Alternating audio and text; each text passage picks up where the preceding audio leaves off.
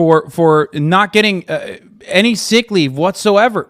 Is part of the contract negotiations. Here's Bernie Sanders talking about the rail workers are asking for 15 paid sick days.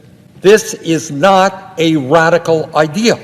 We are the only major country on earth that does not guarantee paid sick days.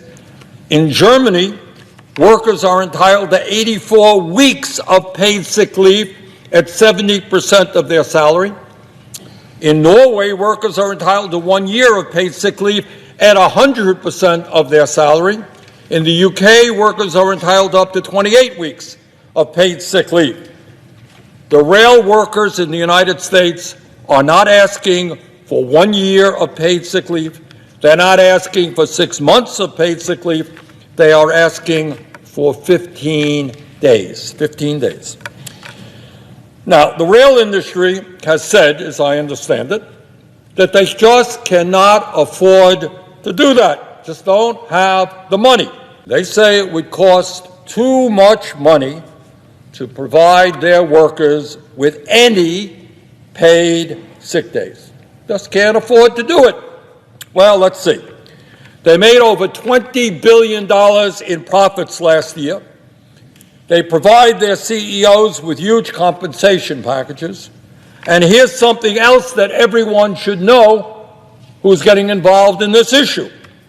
Last year, the rail industry spent over $18 billion not to improve rail safety, not to address the supply chain crisis in America, but to buy back its own stock and hand out huge dividends to its wealthy stockholders. In fact, since 2010, the rail industry has spent over $183 billion on stock buybacks and dividends. So here is where we are, Madam President. It turns out that guaranteeing 15 paid sick days to rail workers would cost the industry. Play devil's advocate. Aren't unions inherently anti-free market by forcing employers to pay above equilibrium, though through collective leverage? The profit is the obligation of private companies. There's a paradox. Not only do I want to nationalize this, and I want to throw you in jail for even trying to play devil's advocate in this circumstance. What the fuck do you mean the free market, dude? It's such an idiotic fucking take. I mean, what you're describing is unironically another facility, a facilitation of the free market where workers themselves are not seen as like an unshakable commodity, but instead a force that has some bargaining power, okay? I don't know why you think these guys are just like slaves, you know? You're buying them like bags of rice. Like you're buying their labor as though it's bags of rice. What the fuck?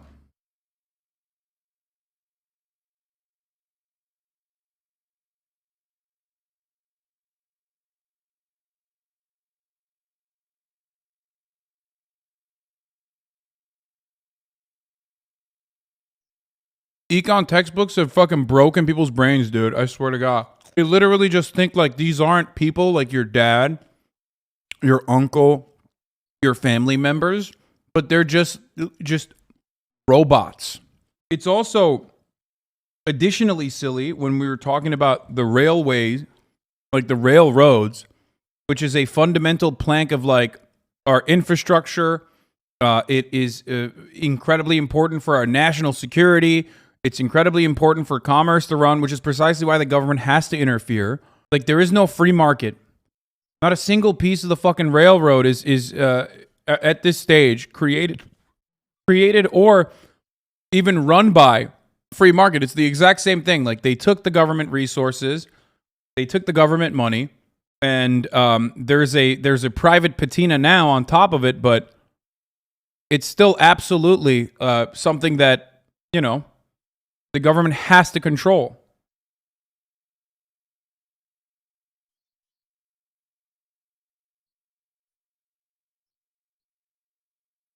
Industry a grand total of $688 million a year. That is less than 3.5% of their annual profits. Now, it seems to me... Wait, hold on, sorry.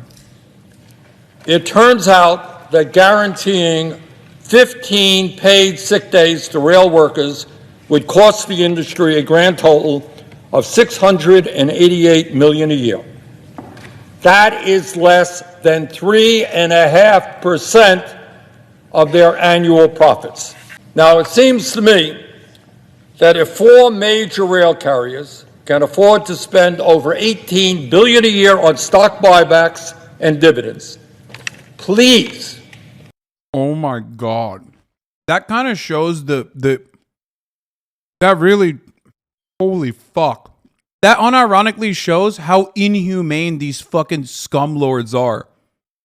That they can't even put 3.5% of their fucking profits that those workers created back into very reasonable demands that the workers themselves are making by way of their fucking labor unions. That is completely, by the way, profits, chat, which is, of course, extracted labor value that workers, without any sort of like labor union, without any sort of mechanism of pushback, have no say over. That's why unions are important. You could turn around and go, what the fuck do you mean? We generated $20 billion in profits for you. Give us 3.5% back at the very least. That's why socialists say profits are theft.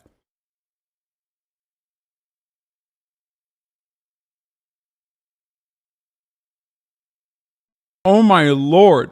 Please don't tell me they cannot afford to guarantee 15 paid sick days to their workers and allow these workers to have a reasonable quality of life, which they don't enjoy today.